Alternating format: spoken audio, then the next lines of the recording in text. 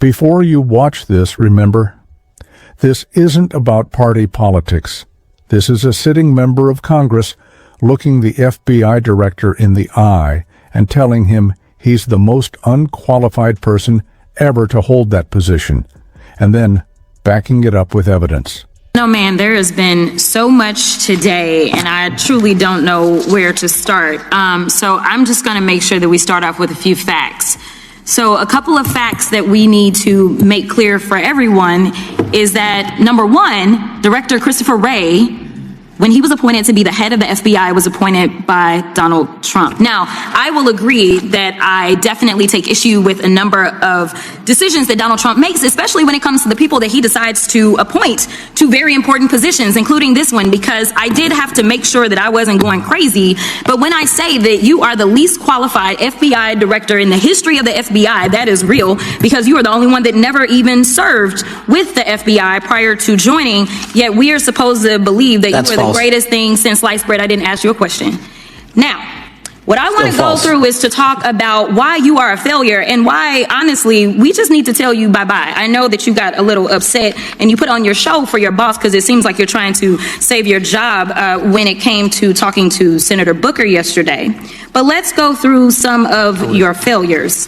So before you were even confirmed, and I think one of my colleague from Georgia, pointed out that you were already targeting career officials so that you could direct illegal firings. Mind you, these cases that you were so upset about, which are the ones tied to Trump, the cases came through his handpicked FBI director.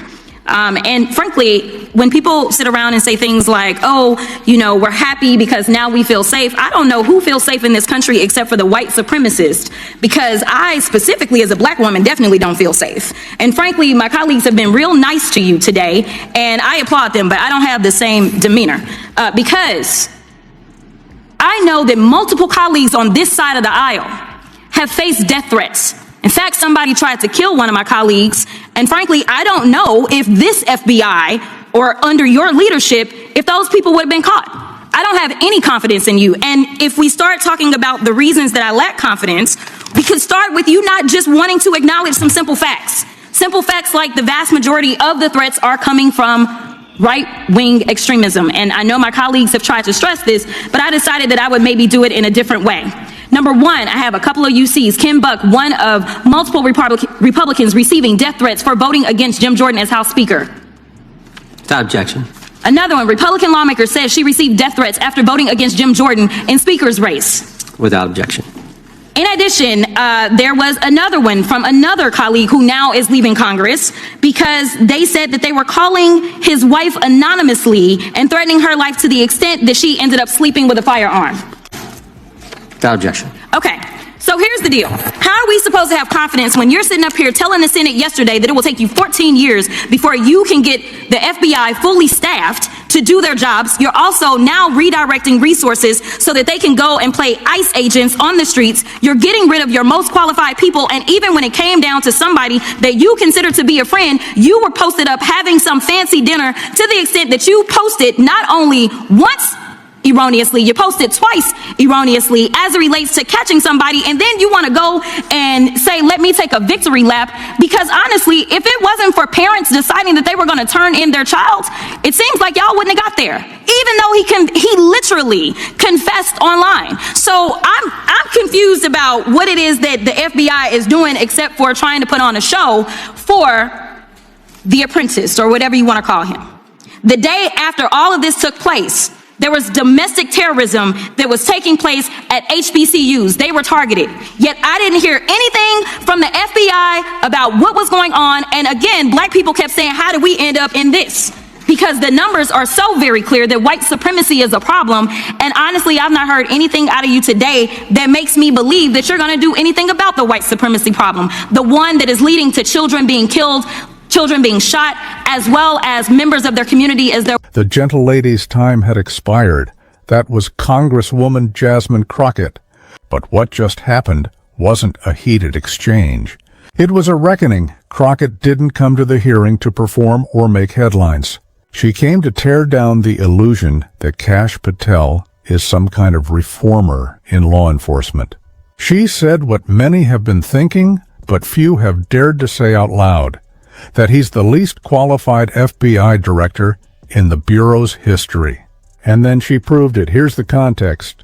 Every FBI director before Patel, even the controversial ones, came up through the ranks of the FBI or the Justice Department. Patel didn't. He's a political loyalist, a former Trump aide, a defense staffer, and a media pundit.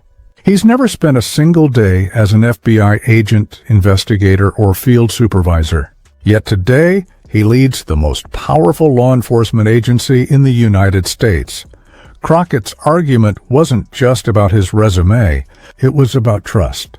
How can someone with no law enforcement background, who treats public office like a campaign stage, be trusted to uphold justice without bias? When she said she didn't feel safe, she wasn't exaggerating.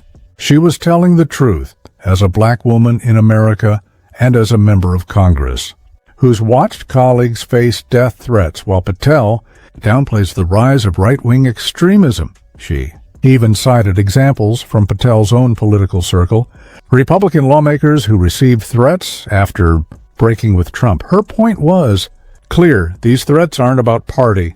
They're ideological, fueled by a movement this FBI leadership refuses to confront directly. That's why her words landed so powerfully.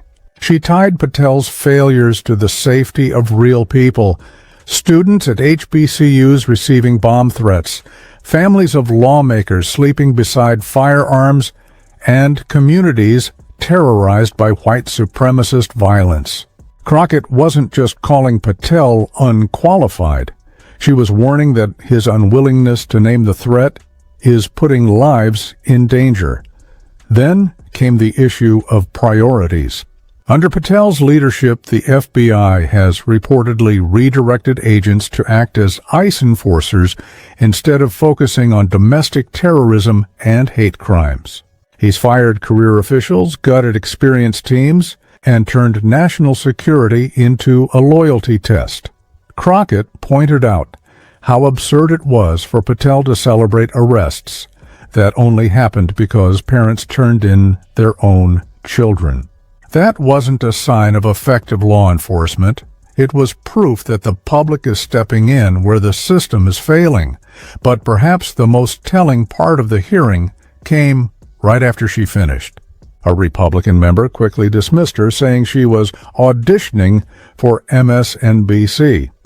And that moment said it all.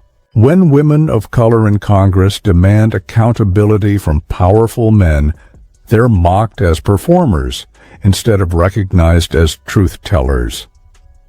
Still, Crockett didn't back down. She didn't waver, because for her, this wasn't about optics, it was about accountability. And then came Patel's response. I don't give a damn what they say about